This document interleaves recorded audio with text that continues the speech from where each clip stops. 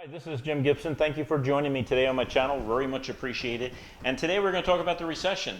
Or is it a depression? I don't know. You know, when you watch YouTube, you get all those thumbnail pictures where people are pulling out their hair and they got, you know, little lines that are going down red and the arrows hitting the bottom. And people are predicting the stock market would be wiped out. They're predicting that there's going to be famine and global warming is going to kill everything, and we're in a terrible situation. My subtitle today is The Good, the Bad, and the Ugly. And in a recession, and I don't know if we're heading towards a depression, only God knows that, but in a recession there is good, and there is bad, and there is ugly. And so we're going to be talking about all that. Now look at my hair, huh? Gray. I've been through a handful of recessions before, and I'm still alive. Isn't that amazing?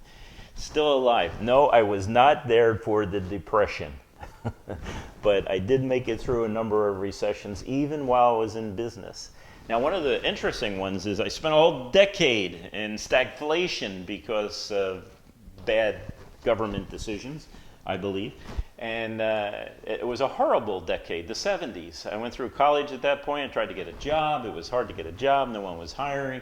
Inflation was every year. It was a significant amount of money. And then all of a sudden, interest rates went up to 18%. 18%. I thought, I can't afford a house at 18% inflation. But, it ended and everyone survived. Now, there's a lot of businesses that went out of business. I understand that. And a lot of people struggled. So I don't want to make light of that. I struggled. But I started my business not too much longer, not too much later and longer. I started my business about 30 years ago. So I've been through a couple of recessions even as a business owner. And I remember the 2008 recession. The 2008 recession, man. That was a big recession. I saw it coming. I knew it was going to come. But I wasn't paying attention. I didn't listen to myself. And I bought this big, huge commercial building with a warehouse. It cost me $1 million. And I thought, this is a good decision because I had 3 offices at the time, and I'm going to consolidate the 3 offices into one building. And rather than pay 3 separate rent checks to people I don't know, I'm going to pay myself rent on this building, and my own rent is going to pay for this building. And that's a wise decision. Timing was horrible, though, to be honest with you. It was absolutely horrible time frame. And I remember it took a while to get organized and everything else, and we had to close down to 3 different offices. And finally, I moved the main line of my business to my new building. Now, we're an IT company, so I don't have any problems with telephones. I don't have any problems with setting up networks and computer systems, cabling, all that other stuff. That's pretty easy to do. But we set it all up, and it's sort of like we're saying to each other, hey, how come the phone's not ringing anymore? How come it's not ringing? And so I remember I pulled out my cell phone. Now remember, I had all the lines sent to that new office. I had them forwarded. I had them transferred by the phone company, everything else, and we tested them all, and they were all working. So I pulled out my cell phone, and I started calling myself there in the office, and it was ringing. And I thought, how come it's not ringing anymore? How come it's not ringing anymore? Well, welcome to the recession.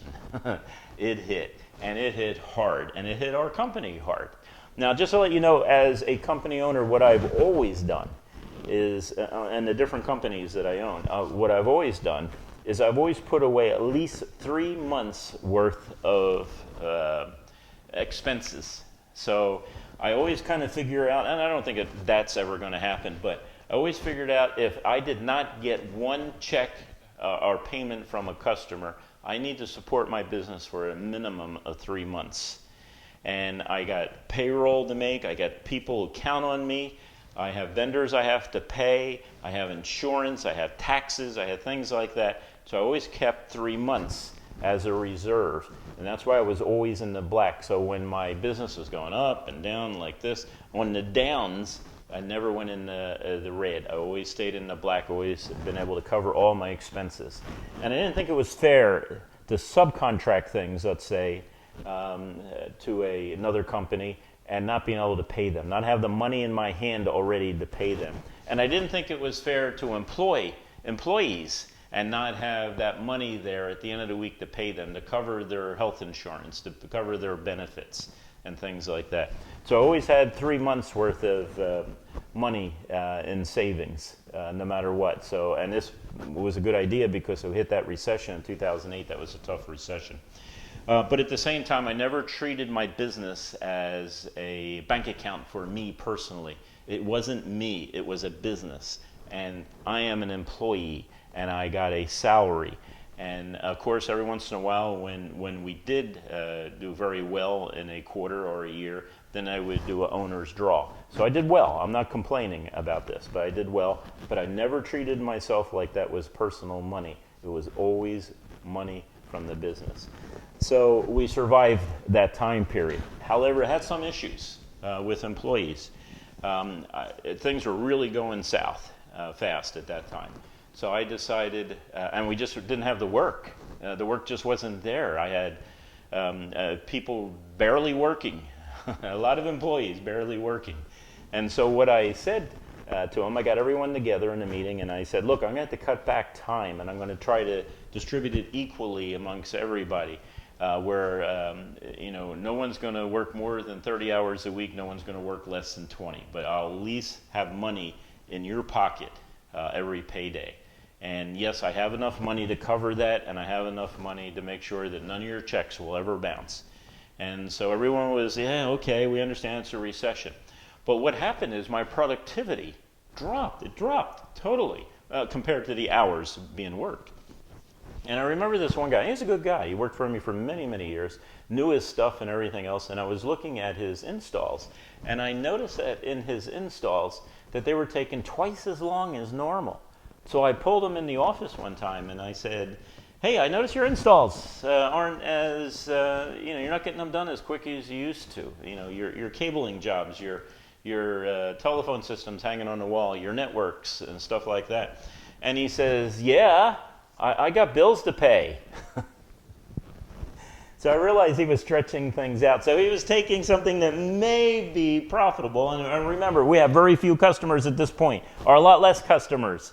And so I'm trying to cut the customers a break by not charging them the full amount.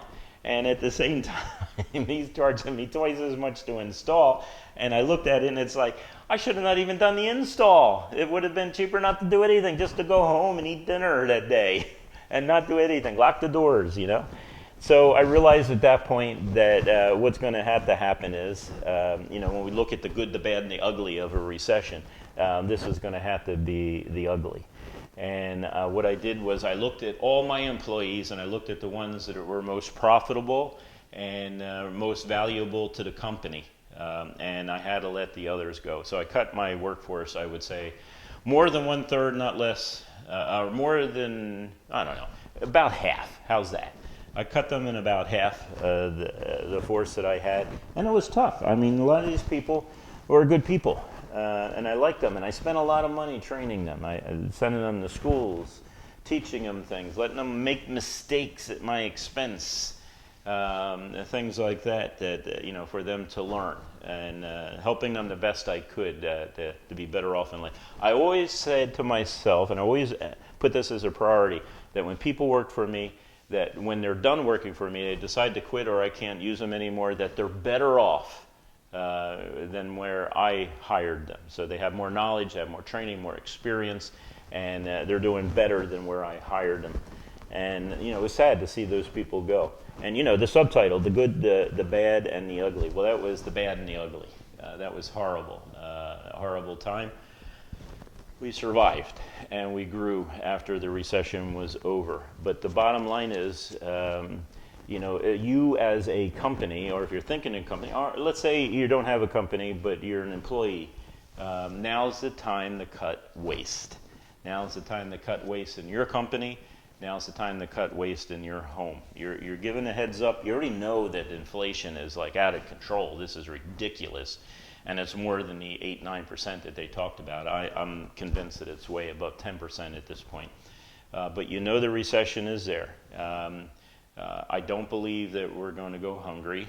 I just believe food's going to get really expensive. Hey, when you cause gasoline and energy to go up like crazy, double, it's going to raise prices in every other area. But there's another video I'm going to talk about inflation and how it gets started and how to end it. and what has happened in the past from history. So make a long story short, now's the time to cut the fat. And in some cases, that's going to be good. You always have to cut the fat. But if you're anything like me, you just feel bad letting people go, and you keep on giving them chances after chance after chance, helping them, nurturing them, things like that. I mean, that's just normal. That's, caring for your people and their families the best you can. But sometimes it's good in that it's going to make you more profitable, make you more stable. It's going to help you survive these things by letting people go, by cutting expenses, by cutting back on things that aren't necessary. It's going to make you more lean. It's going to make you more agile. One of the things about the capitalism is that businesses go out of business. It's called creative destruction in capitalism.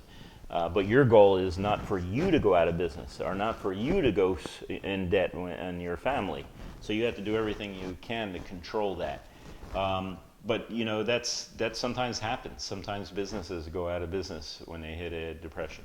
Now here's another, I know this is going to sound bad, but please bear with me, okay? I'm realistically looking at it, okay? When businesses start to struggle and everything else, if you're looking to buy a business, that's the time. Think about buying some businesses. And I've ran into people who are just sick and tired of running a business. And if you're going to give them some money for it, man, they're right there and they'll take your money. And you're helping them out. If you can run this business at a more efficient than they can, it's going to be good for you to do that. So, and you also run into the point that sometimes people are walking away from their business, that there's less competition for you, and it's now maybe a good time if you have the resources to grow. You never grow without risk, so you're going to have to determine the risk at this point and see if it fits your comfort, your risk comfort. Another thing too, when it comes to real estate, especially in commercial real estate, what you're going to see is you're going to see a lot of people who are saying, look, I don't need that office anymore, and I don't need that suite, I don't need that. So you're going to see a lot of the real estate in commercial areas are going to shrink a lot because they're not going to have 100% occupancy. They're only going to have 50% occupancy. That's a nice time for you to go in and get rent, or it's also a nice time for you to go in and buy the building. As you already know, I'm really big in real estate, and it might be a good time to buy houses. Now, I am not God, okay? So I don't know what the future is going to hold. You're going to have to figure that out for yourself. And you're going to have to take some risk. But being in business, being in life, man, is risky. I mean, you hop in your car, you drive down the street, there's a risk there. It's a calculated risk. And you've taken precautions, like changed your brakes when they needed to be changed. So take your precautions, think this thing through, find out where you're at. Try not to be a victim of the recession. Try to be successful through the recession. And also, as you're thinking about all these things, I want you to think about giving me the thumbs up, give me the like button, and subscribe, and ring the bell. I know I rarely mention that on videos, but I'd really appreciate it if you did that. And I hope you have a wonderful day.